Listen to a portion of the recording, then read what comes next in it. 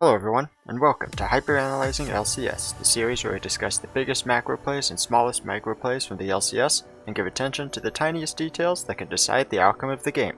This week, we look at some plays from Week 7 of the 2021 LCS Summer Split.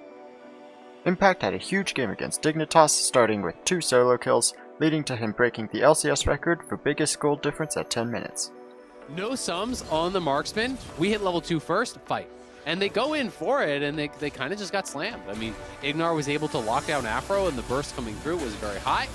Yep. It's kind of funny to just see both people lane swap. Double lane swap. Oh, he's almost dead. Oh, it's so close. Pick up when it's done. Auto. Oh, Impact takes them down 1v1 in the mid lane. Ah, they just fought to the death there. An honorable battle, and Impact comes out on top. The final auto. Now Jizuke moving mid. Oh, they can actually go for this. This is such a smart roam. He has W up. That's the first stun. He's got the shield up in a second. He's going to run for his life. I don't know if they can quite dive him. Oh, has to flash Jizuke's Q. That was really good. So I think they were just doing a lane swap, and it's going to happen now that the timing worked like that. But he was coming back towards mid, perhaps anticipating that he work over there as well. Either way, they get the TP out, they get the flash out, they kill him off, and it costs them nothing except a little bit of time. Here, this TP looks very aggressive until you realize that Nautilus is behind him, and then it's absolutely safe. You know, we saw Senskara moving up, we saw Ignar moving up, and Yasui, you are out of mana, you are... He's been stunned. Impact is going to find himself his second solo kill in 4 minutes. Top die! Impact lane swaps to the mid lane at the start of the game, and opposing top laner FakeGod follows him. Impact goes for the engage as he hits level 3 to utilize a brief level advantage, but FakeGod also hits level 3 as the fight starts. The nearly full Fury Bar allows Impact to get 2 empowered abilities off, helping him win out on the initial skirmish. The first auto attack on the re-engage comes in just in time to keep his Conqueror fully stacked, giving him extra damage and a little bit of healing as this fight goes on. A good Cold Amik on FakeGod and all of the minions increases Renekton's Fury, so another empowered ability is ready, and Impact briefly backs away to avoid the Sky Splitter from Volibear. He goes back in with another empowered W for the stun and increased damage, and despite a stun coming back at him, Impact has enough health to survive and get the final auto attack to kill FakeGod. FakeGod then has what is one of the worst teleports ever for many reasons. First, if he teleports to the turret, he won't lose any minions, so there's no reason to teleport more aggressively. His teleport also doesn't deny the last minion from Impact because Impact already wasn't in position to get that minion. Additionally, Impact has 10 minions with him and is now level 4 to FakeGod's level 3. Even without Jizuke coming, FakeGod does not win this fight. Best case scenario is they both drop to under 200 HP, but Impact can recall and teleport back with full health. Lastly, Jizuke is on a ward, so FakeGod should know that 2 people can be here when he does arrive with his teleport. He is forced to flash away and luckily isn't killed again, but the flash and loss of most of his health bar was absolutely not necessary. Impact and Jizuke both recall and teleport back to their usual lanes, Jizuke mid and Impact top. Yasui clears out the top lane wave, but puts himself a bit too far forward to do so. Impact nicely uses Slice to dodge Aurelia's stun, and that was Yasui's last chance to disengage, as Impact is able to run him down, getting solo kills on 2 players within 1 minute. With the early game going well, Evil Geniuses will go on to pick up a dominant victory over Dignitas, with their top laner having a huge impact in this game. In an intense fight around Elder Dragon, Huni's Jace picks up a Quadra Kill and the win for TSM. Try to walk in, but how do you stop it? Maybe a miracle seal. Armeo has his smite, has his ult. Gonna walk into the front line, chunked down to half because PoE sees him. No shock blast yet. Yeah, Spica waiting around, doesn't find the battle. The TSM would rather not coin flip the smite, they'd rather just take the kills. But Spica played that so well. He baited out Jensen's ult to try to engage on him, and he just rocket belted to safety, so now they don't even have that to reach backline. So how do you get to Lost and PoE? It's all up to Tactical for the poke here, and he has got to be on point. Mid push in, double TP for TSM. Even if they lose Dragon, they get TP into the base and just kill it right then. So they're waiting around, they're getting some time. Ult comes across, Zonia's early for Speak, gets away from the barrel. Armeo down to 500 health, needs an ult target to get his health back up. He's not in range, that Corja J is low. And one shot will kill the man, but Spica is low as well. They've got to be a bit careful. TL playing the poke pretty nicely. GP separates, Spica has a flash out. He can QE in. Can he get the Elder? Oh, Avelio sets up for 2. Dragon goes over to Trundle, but is it going to be enough? Of course it is not. The kills came in first. Lost picked up so much. The Quadra Kill for Huni. We've seen it before, and he TPs into the base. He and Power of Evil, 12-4 in kills. ready to go for the Nexus turrets, and TSM continue to just knock down Team Liquid. TSM has led most of this game, but the Elder Dragon fight could still go either way. Spica has a good rocket build to get out of range of Jensen's Twisted Fate, causing Jensen to waste his ult. Lost takes a decent amount of damage from the Elder Dragon, and a piercing arrow and wildcard takes him to about 1/3 health, but Armeo and Core JJ are taken pretty low as well. Tactical's Chain of Corruption hits Spica, but Zhonya's Hourglass prevents any follow-up damage. Cannon Barrage separates Lost and Spica, and it forces TSM into a very awkward position, where Spica and Power of Evil are trapped inside the Dragon Pit, and the rest of their team is unable to help them. Power of Evil is able to dash over the wall, but Spica has to use Flash, although he can dash back to the dragon. Now, Team Liquid has a health advantage, and Power of Evil is separated from the fight, so it looks like they will come out of this fight ahead unless Spica can make a great dragon steal. But just when things start to go Team Liquid's way, Lost and Huni come up huge for TSM, as Lost's Moonlight Vigil with the Infernum Gun and Huni's Accelerated Shock Blast both hit 3, including the 2 main carries. Core JJ dies to the combo, and Tactical is low enough that Huni can change to cannon form and flash to get the second kill.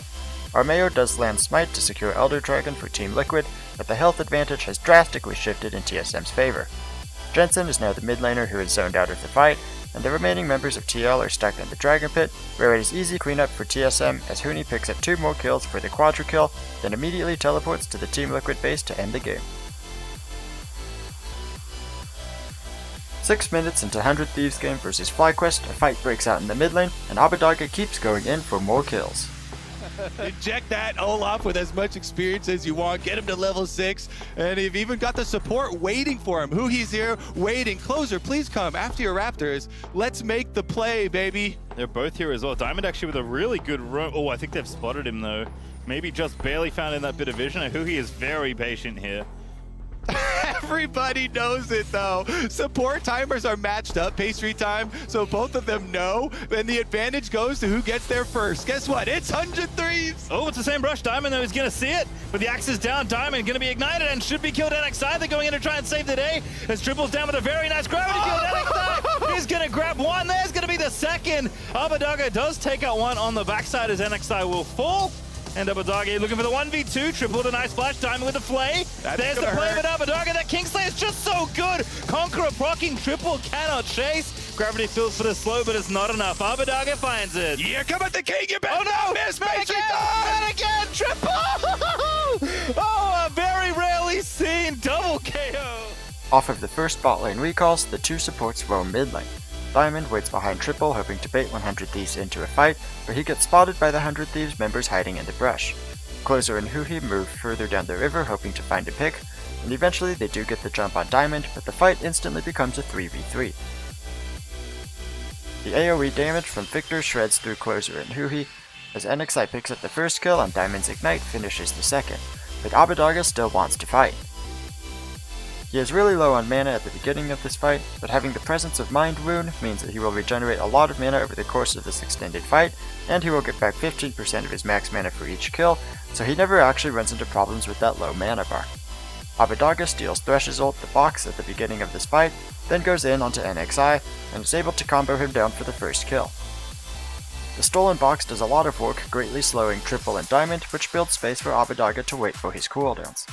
Once he has his abilities back, he flashes back in, and a very quick flash by Triple dodges the chain, and Abbedagge gets flayed back, so he turns to Diamond, using the rest of his abilities to get Diamond low enough for the final passive empowered auto attack to finish off the kill just before the Thresh hook would have locked him up.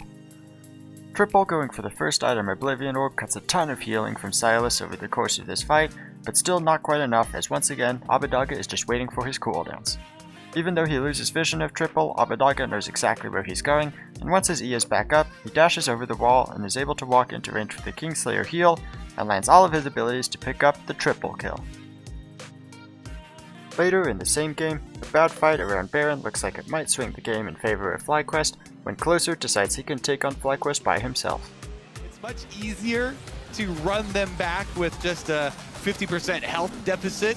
Save your ultimate for the all-in turn this time around. Leona's ultimate's almost all the way back up with all these Cloud Dragons and Cloud Soul. They could just do it all over again. All right, NXI, oh, actually, somebody's going to say no. Zones everybody out. Hui as well, also out of this. Closer, left alone in the Baron pit. As Someday a little bit low goes golden, though, as Abbedagga got the Nara ulti stolen, finds Tomo, but the cleanse is good. Tomo's gonna find one FlyQuest. They're actually gonna start to turn it around. That is 3 clean kills. Closer's just soloing Baron. Oh, he got one. That's good. He's gonna go godlike now. Gonna Ragnarok for the second as Tomo is dead. Kumo trying to dive in, but who is already flashed past the takedown triple. It is the Olaf with the triple kill now, resurrecting in the Guardian Angel, who he's gonna dive at Closer. Now has to run, and as the dust settles, it is 2 for FlyQuest and just Closer left for 100 Thieves. 100 Thieves turn away from the half-health Baron to start the fight, but nothing really goes well for them. Someday is able to ignore the box with his Hollowed Mist, but doesn't have enough damage to finish off any kills, as Diamond flashes away from the Chain of Corruption. On the top side of the fight, Abbedagga steals the Gnar ult, but doesn't want to waste it in the 1v1 with Kumo. He misses everything against Kumo, then tries to walk past him to line up a good Gnar ult. He flashes over the wall, but again misses his chain, and with no mobility left and running low on health, he is forced to settle for a one-man Gnar ult, which Tomo instantly cleanses, and he also gets thrown away from the 100 Thieves damage dealers, so he is not under any threat of dying. Triple's Chaos Storm once again burns through the 100 Thieves health bars, and Triple flashes forward, prompting FBI to flash away, but he still gets tagged by the very end of Victor's death rate by Triple as Someday and Abbedagga fall to the rest of FlyQuest. While all that is going on, Closer stays on the Baron, but he's doing very little damage and Baron still has a lot of health left, causing Closer to get question mark pinged by Kobe on the LCS broadcast. He backs off into the brush and sees his chance to make the hero play, with the 2 lowest health members of FlyQuest bringing up the rear of the pack. He flashes in while throwing an axe that hits both of the super low health FlyQuest players and kills one, and Chilling Smite is used to kill the second. Closer also pops Ragnarok, allowing him to immune Nara's wallop and ignore Victor's gravity field, and as he chases around NXI with the help of the Sterak's Gage shield, Ragnarok also completely nullifies Lee Sin's kick. NXI eventually flashes away, but Baron has locked onto him, and a long auto attack secures the 3rd kill for Closer. Meanwhile, Huhi has joined the fight, taking Kumo's attention and keeping Triple contained for a while, but Triple is eventually able to get a large burst of damage onto Closer, popping Guardian Angel.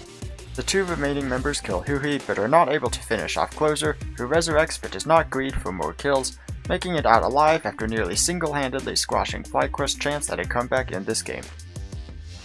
24 minutes into their game against 100 Thieves, Dignitas force them into a fight over the threat of Mountain Soul, and Akaadian dominates the fight, picking up a Quadra Kill, and actually a very extended Penta on Kayn.